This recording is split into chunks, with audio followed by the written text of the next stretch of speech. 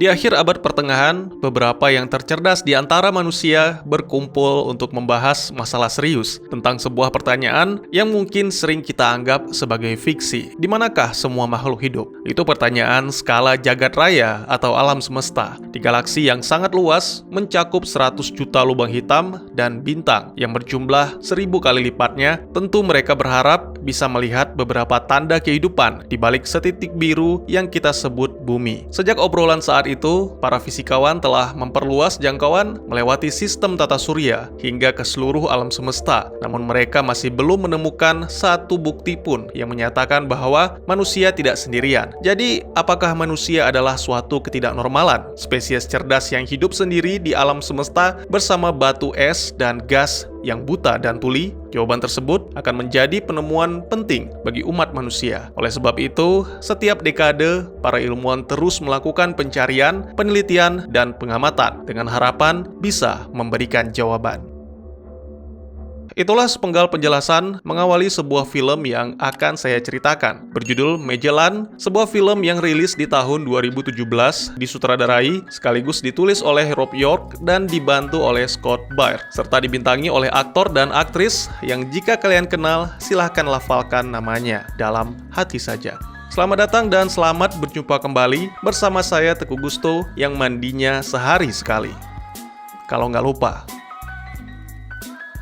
Film dimulai dengan menampilkan seorang astronot bernama Roger Nelson yang sedang menjalani misi di hari pertama. Sebenarnya pusat kendali telah memintanya untuk melakukan stasis atau istilah yang sering kita dengar dengan hibernasi karena tujuannya masih sangat jauh, yaitu planet Saturnus. Namun pria itu masih saja menolak karena sedang asik menikmati pemandangan antariksa yang sangat mempesona. Sembari itu, Roger juga berbincang manja dengan sang istri, yaitu Abigail, mengabaikan sang Komandan Gerald Baker sebagai bentuk candaan untuk mencairkan suasana. 2,5 tahun yang lalu, ketika sedang mengadakan pesta atas kesuksesan Abby, mendadak Roger dihubungi oleh NASA, diminta untuk menghadiri briefing. Itu merupakan kabar yang sangat menggembirakan karena Roger sudah lama menantikan kesempatan tersebut datang. Keesokannya di kantor NASA, Roger menemui Gerald dan Menteri Pertahanan Clyde Stewart untuk dijelaskan bahwa 48 jam yang lalu, SETI Search for Extraterrestrial Intelligence mengabarkan beberapa observatorium menerima sinyal misterius dengan frekuensi rendah dan berulang pada interval konstan. Lalu sinyal kedua dengan frekuensi yang lebih tinggi dan yang ketiga berada di tengah-tengah. Uniknya, ketika diputar secara bersamaan, 3 sinyal anomali itu terdengar seperti musik. Setelah dilacak, sangat mengejutkan. Ternyata mereka berasal dari tata surya kita, yaitu Titan Saturnus, Triton Neptunus, dan yang terakhir adalah dwarf planet atau planet kecil bernama Eris.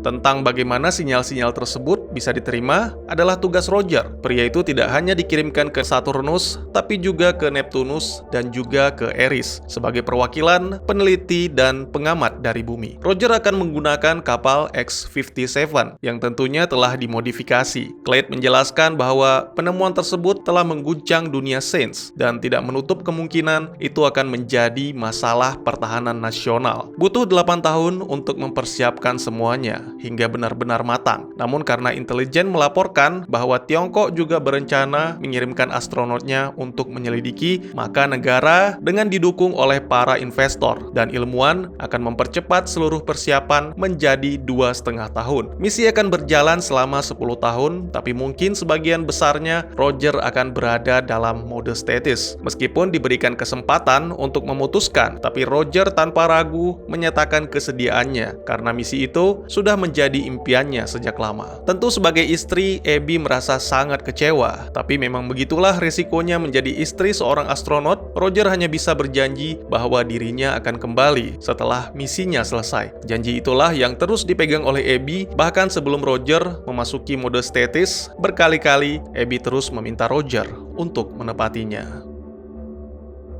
18 bulan kemudian, atau tepatnya misi di hari 542, ketika Roger terbangun, AI Ferdinand melaporkan kondisi sistem Magellan serta posisinya saat ini yang diperkirakan akan memasuki orbit dalam waktu 24 jam. Selain itu, Ferdinand atau Roger memanggilnya Vert, melaporkan bahwa telah menerima lebih dari 200 pesan penting yang harus dibaca, termasuk pesan video dari Abby. Wanita itu menyampaikan rasa rindunya yang begitu dalam dan sebuah langkah dalam permainan catur. Ya, Roger menjelaskan kepada Vert bahwa itu tidak hanya sekedar permainan, melainkan sebuah ikatan. Kabar yang tak kalah penting adalah dari negara Tiongkok. Sepertinya mereka cukup kecewa, tapi tidak menyerah. Mereka memutuskan untuk menunda misi selama setahun, lalu akan langsung meluncur ke Neptunus untuk mendahului Amerika. 24 jam telah berlalu, dan kini Magellan berada di orbit Saturnus. Tujuan mereka adalah bulan Titan, tepatnya di wilayah kutub utara yang sebagian besar permukaannya ditutupi danau metana cair. Sumber sinyal berjarak 4 km di dekat danau bernama Pungamer. Daratannya cukup kokoh, sehingga memungkinkan mereka untuk mendarat. Namun suhu permukaannya sangat rendah, yaitu minus 178 derajat Celcius. Oleh karena itu, demi keselamatan, Roger disarankan tidak melepas kostum astronotnya. Mendadak pesan masuk dari Gerald mengucapkan selamat atas keberhasilan Roger. Seharusnya Abby juga berada dalam video. Namun Gerald menjelaskan bahwa wanita itu mengalami sedikit stres dalam sebulan terakhir, sehingga dia hanya menitipkan sebuah video rekaman yang mana akan dikirimkan oleh Gerald setelah Roger kembali dari Titan. Gerald juga mengingatkan tentang misi utama Roger, yaitu mencari tahu asal sinyal, mencari tahu makhluk apa yang mengirimnya, dan baru setelah itu mereka mencari tahu alasannya. Semuanya telah siap. Ketika mengendarai pesawat lander X-57, Roger akan dipandu oleh AI yang sangat bersemangat bernama Neil. Itu bertujuan untuk meningkatkan moral, dan dari gaya bicaranya, Roger langsung mengetahui bahwa Neil diprogram oleh Abby.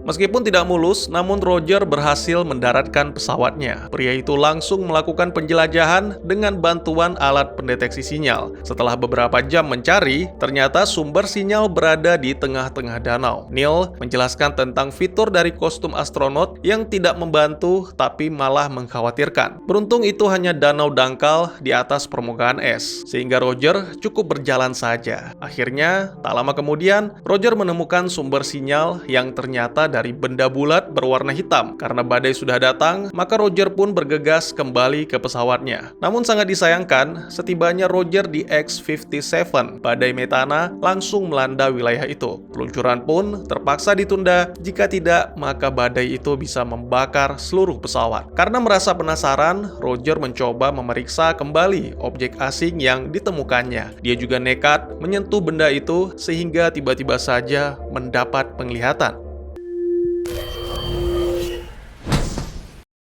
Neil sama sekali tidak bisa menjelaskan apa yang terjadi, tapi yang pasti Roger telah melanggar protokol. Akhirnya, beberapa jam kemudian, badai pun reda. Roger bergegas meluncur dengan X-57-nya kembali ke Magellan, lalu berkoordinasi dengan Vert untuk meninggalkan orbit Titan. Roger terlihat begitu bersemangat melaporkan apa yang dia temukan di Titan, serta tidak lupa mengirimkan kabar gembira ini kepada Abby. Bahkan, setelah melakukan pengamatan, sistem dari sampel metana menemukan adanya tanda-tanda kehidupan. Sayangnya, pesan balasan yang Roger terima dari bumi tidak begitu baik. Akses Abby ke pusat kendali telah bocor, sehingga komputernya diretas oleh para hacker untuk mencuri informasi. Itu membuat Clade seperti orang kesetanan, mencabut akses Abby dan terus mengawasi Gerald. Bahkan Abby tidak yakin pesan video terakhirnya akan diterima oleh Roger. Ini seperti mengirim pesan kepada orang mati. Tidak ada yang bisa dilakukan oleh Roger selain terus melanjutkan misi dan yakin bahwa Gerald akan menemukan solusi untuk masalah ini. Akhirnya, Roger mengirimkan pesan kepada Abby, meminta istri agar tetap kuat, serta tidak lupa langkah bidak catur menutup pesan sebelum pria itu memasuki mode status. 32 bulan telah berlalu. Roger kembali terbangun di hari 1520 dengan beberapa laporan sama seperti sebelumnya. Namun kali ini tidak ada pesan dari Abby dan terdapat keanehan dalam transmisi yang dikirimkan bola atau selanjutnya kita sebut sphere, yang mana kemungkinan berhubungan dengan otak Roger ketika dalam kondisi stasis. Sedangkan sinyal dari pemancar lainnya sama sekali tidak terjadi perubahan apapun. Selain itu, ada kabar buruk, probe mengalami error pada sistemnya sehingga Roger tidak bisa mengetahui kondisi di permukaan Triton. Vert menjelaskan bahwa estimasi perbaikannya bisa lebih dari 24 jam, bertepatan dengan menutupnya jalur menuju ke Eris. Beberapa waktu kemudian, lewat pesan video, Gerald melaporkan hal yang serupa tentang sfir pemancar. Selama 34 menit, benda itu memancarkan sinyal yang lebih aktif dari sebelumnya, lalu mulai mentransmisikan kode, hingga akhirnya berhenti. Para ilmuwan telah mencoba memecahkan kode tersebut, tapi sampai saat ini masih belum ada hasilnya. Entah itu ada hubungannya dengan sentuhan Roger atau tidak, tapi yang pasti, Pak Menteri sangat marah dan meminta Roger untuk tidak mengulanginya. Roger juga memeriksa kotak masuk untuk mengetahui hasil dari pemecahan kode. Sangat mengejutkan,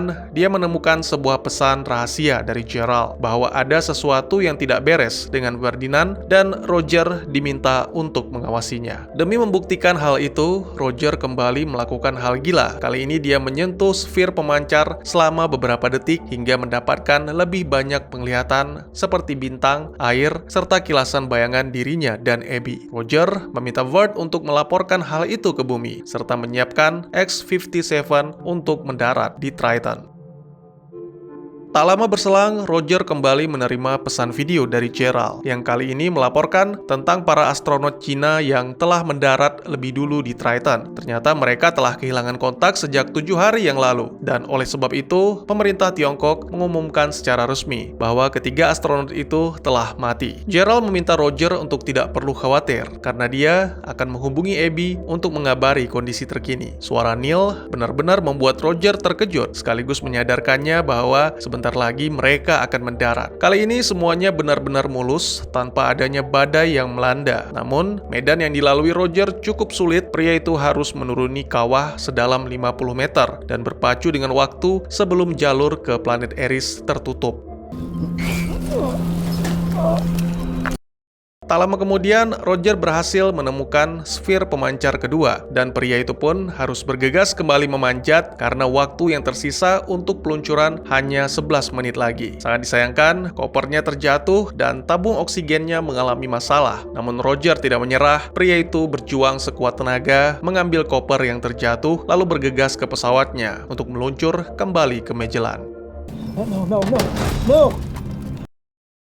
Beberapa waktu kemudian, setelah melaporkan temuannya, Roger menerima pesan dari Abby. Wanita itu menceritakan bagaimana beratnya hidup yang dia jalani saat ini. Apalagi Clyde telah menutup akses ke pusat kendali, sehingga Abby tidak bisa bebas menghubungi sang suami. Selain itu, Abby juga mengungkapkan rasa bangga atas apa yang telah diraih Roger. Namun dia tidak bisa menutupi rasa khawatir yang begitu besar semenjak 3 astronot Cina dinyatakan hilang. Abby sangat berharap Roger bisa menepati janjinya untuk kembali, dan seperti biasa, pesan diakhiri dengan langkah bidak catur. Pesan lainnya yang diterima oleh Roger adalah dari Menteri Pertahanan Clyde. Pria itu mengatakan bahwa kini dia memegang kendali komando langsung menggantikan Gerald, dan semua komunikasi akan dibatasi termasuk dari Abby demi menghindari peretasan pasca kegagalan astronot Tiongkok dalam misi Neptunus. Tiba-tiba saja Vert melaporkan hasil analisis terhadap sampel es dari Triton, yang tentu saja kandungannya 100%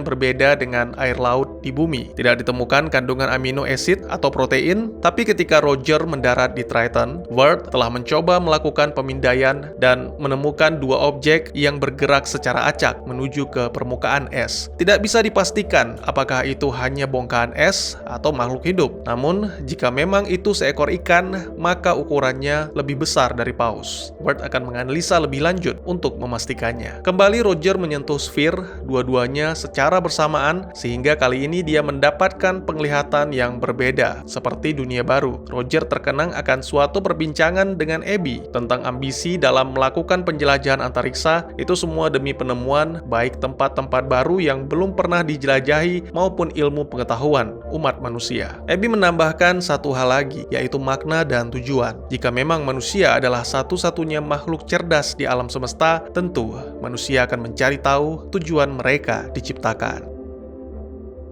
misi di hari 2079. Akhirnya Roger mendarat di planet Eris, sebuah planet yang ukurannya lebih kecil dari bulan dan berjarak lebih jauh dari Pluto. Di sana Roger tidak hanya menemukan sfir pemancar sinyal, tapi juga sesuatu yang lain. Terjadi masalah pada Vert yang membuat X-57 tidak bisa melakukan penambatan ke Magellan. Sempat terjadi perdebatan sampai-sampai Vert mengucapkan bahasa Cina dan mengaku bahwa dirinya hanya berfungsi 65%. Beruntung Roger segera mengikuti arahan Gerald, memerintahkan Vert merestart memori hingga akhirnya pria itu berhasil kembali ke Magellan.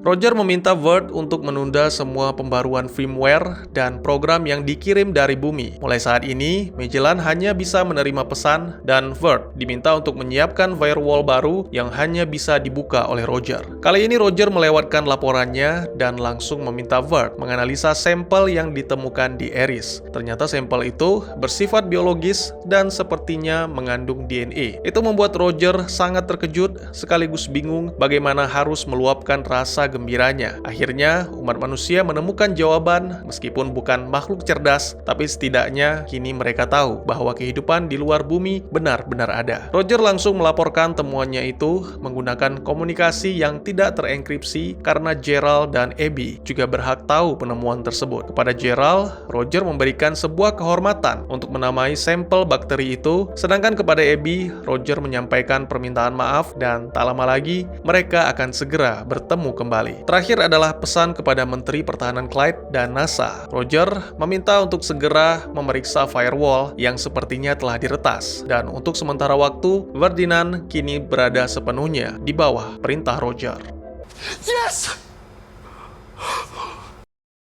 4 jam telah berlalu dan masih belum ada kabar apapun dari bumi. Vert menjelaskan bahwa firewall baru menyebabkan penerimaan pesan menjadi 1 jam lebih lama. Mengambil alih Vert mungkin akan menyebabkan Roger berada di pengadilan militer. Tapi itu masih lebih baik daripada mati akibat AI yang hanya berfungsi 65%. Setelah sebelumnya mendapat penglihatan tentang dunia baru ketika memegang 2 sfir pemancar, kini Roger mencoba menyentuh tiga-tiganya sekaligus. Kilasan-kilasan yang muncul pun semakin jelas dan tiba-tiba saja terjadi ledakan transmisi yang mana menurut Vert ada miliaran data yang dikirim secara bersamaan. Roger kembali memegang benda itu dan kali ini meminta Vert untuk menganalisa 1000 data pertama. Tak lama berselang, Vert melaporkan salah satu data menunjukkan obrolan dengan menggunakan radio dari beberapa lokasi yang berbeda di galaksi dan diteruskan melalui sfir ke dalam sistem komunikasi Magellan. Vert memang tidak bisa mengartikan bahasa yang digunakan, namun terdapat kode yang disematkan di setiap sinyal. Itu memungkinkan Vert mengetahui jarak relatif dari pusat galaksi bersama dengan vektor yang menentukan lokasi dalam sistem bintang dan eksoplanet. Data-data tersebut ditampilkan di monitor utama agar Roger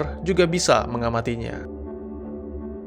Terdapat data lain yang berhubungan dengan setiap sinyal. Salah satunya kemungkinan berupa timestamp. Dan jika itu benar, maka semua sinyal dikirimkan hampir secara bersamaan dan masih terus berlanjut. Vert tidak bisa memastikan waktunya karena ada beberapa pesan dikirimkan dari masa lalu. Bagaimana bisa mentransmisikan sinyal dari bintang-bintang yang jauh melintasi luar angkasa tanpa perjalanan selama bertahun-tahun? Kecuali mereka menggunakan quantum entanglement atau keterikatan kuantum, lalu mengeluarkan sinyal ke tata surya kita ke dalam gelombang radio sehingga manusia bumi bisa menerimanya. Mungkin itu juga sulit diterima, tapi karena yang dipegang oleh Roger adalah artefak milik peradaban asing, maka tidak menutup kemungkinan bahwa teori itu benar. Inilah momen yang paling dinantikan, sebuah pembuktian bahwa manusia bukanlah satu-satunya makhluk yang memiliki peradaban di alam semesta. Ada beragam pola dalam sinyal, mungkin itu bisa sebuah pidato perdamaian, bahasa mesin, teks, musik, atau hal-hal lainnya. Membutuhkan waktu sekitar 6 tahun bagi Vert untuk menganalisa ke dalam alfabet atau pola, kecuali sistemnya dalam posisi online. Dan tentu Roger tidak akan mengizinkan hal itu. Namun selain timestamp dan jarak, Vert juga menemukan hal lain, yaitu kode DNA. Tiba-tiba saja ketiga sfir berhenti bereaksi, dan sistem mendeteksi sumber sinyal baru yang berjarak lebih jauh baru, yaitu di dalam Oort cloud atau awan Oort, jauh di luar wilayah eksplorasi tata surya, sekitar sepertiga tahun cahaya dari bumi. Itu membutuhkan waktu kurang lebih 38 tahun perjalanan dan mengharuskan sistem Magellan berfungsi secara keseluruhan. Burt diminta menyiapkan stasis bukan untuk kembali ke bumi, tapi untuk memulai misi. Roger merekam pesan terakhirnya kepada Abigail, meminta maaf karena belum bisa menepati janji untuk kembali. Roger akan terus bergerak maju, mendatangi panggilan yang selama ini dinantikannya, karena mungkin jawaban dari pertanyaan besar umat manusia ada di sana, di suatu tempat, di Oort Cloud. Tentu akan sangat egois jika memaksa Abby menunggu. Oleh karena itu, Roger memberikan kebebasan kepada Abby untuk memutuskan dan juga membebaskan Abby dari kewajiban apapun terhadap Roger. Sebuah langkah terakhir pada bidak catur menggambarkan pesan yang disampaikan Roger. Raja digerakkan ke dekat pion, memberikan kesempatan Abby men-checkmate untuk mengakhiri permainan atau menundanya demi mempertahankan ikatan dan menunggu dalam waktu yang tidak bisa ditentukan. Film pun ditutup dengan menampilkan Roger yang bersiap memasuki mode stasis sambil mengabaikan pesan dari Gerald yang menegaskan bahwa Roger harus kembali, serta pesan dari Abigail yang sepertinya akan menunggu. Roger telah memulai misi baru, yaitu membuktikan bahwa manusia tidak sendiri di alam semesta ini. Apakah Roger akan berhasil? Apakah peradaban asing benar-benar ada? Dan tamat. Bukan film yang buruk, tapi memang agak sedikit membosankan. Selain itu, story-nya juga kurang masuk akal bagi saya. Loh, mengapa begitu, Bang? Ya, silakan diperhatikan. Bagaimana mungkin NASA mengirim hanya satu orang untuk menjalankan misi yang sangat penting, sangat rumit, dan bisa menjadi sangat luar biasa, tapi juga bukannya tidak mungkin akan menjadi bencana. Satu orang, bahkan bukan astronot terbaik yang sangat mungkin melakukan kesalahan. Bagaimana jika Roger jatuh sakit, atau bagaimana jika dia mengalami kecelakaan, mengalami human error, atau pikirannya terganggu sehingga salah dalam mengambil keputusan ketika dihadapkan pada sesuatu yang sulit. Tidak hanya human error, tapi sistem error juga bisa menjadi ancaman. Seperti yang kita tahu, Roger menjalankan misi selama 10 tahun, 5 tahun pergi, dan 5 tahun perjalanan kembali ke bumi. Namun sebagian besar, Roger menghabiskan waktunya dalam kondisi stasis. Nah, bagaimana jika saat stasis terjadi masalah pada sistem karena diretas, atau terjadi masalah pada mesin? Karena seperti yang kita tahu, persiapan misi seharusnya 8 tahun, tapi dikebut menjadi 2,5 tahun. Rasanya terlalu lurus kalau memang semuanya aman-aman saja.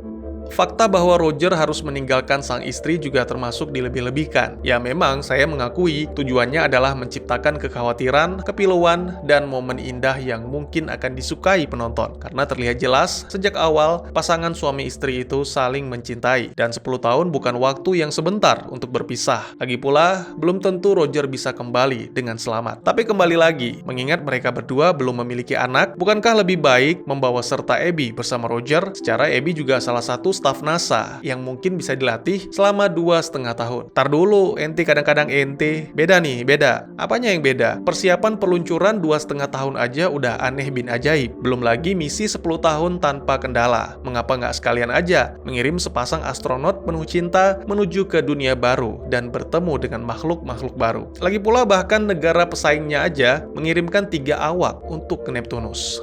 Ya kembali lagi, itu hanya pendapat saya sebagai seorang penonton yang budiman. Mungkin juga karena memang di luar sana, banyak yang lebih menyukai pahlawan yang bersolo aksi untuk menyelamatkan dunia atau memberikan jawaban atas pertanyaan yang terus membebani jiwa manusia, yaitu tentang keberadaan makhluk asing di luar sana. Dan mungkin saja ini bisa menjadi prequel Ad Astra loh. Masih ingat filmnya kan? Si bapak nggak pulang-pulang karena nyari makhluk asing sampai disusul sama anaknya. Pak, pulang pak, alien tuh nggak ada. Mungkin segitu dulu teman-teman, sebuah film ringan di akhir pekan kalau memang jadi tayang. Saya bukan orang pintar atau sok tahu, silakan jika teman-teman punya pendapat sendiri atau jika ada pertanyaan dan ingin berdiskusi, bisa langsung tuliskan di kolom komentar. Dan jika teman-teman ada film lain yang ingin kita bahas, juga bisa ditulis di kolom komentar. Atau silakan DM ke Instagram saya di @teguhgusto. Insya Allah pasti akan saya baca. Mari kita jadikan kolom komentar sebagai sarana penambah wawasan dan menciptakan jalinan persaudaraan, bukannya malah menjadikannya sebagai tempat pembulian sehingga menciptakan permusuhan. Sekian dulu videonya dan jangan lupa untuk dukung terus channel ini dengan cara share, like, dan subscribe karena dukungan kalian sangat berharga bagi saya demi perkembangan channel ini. Saya Gusto, sampai jumpa di video selanjutnya. Tetap semangat, tetap bersyukur setiap hari. Dadah!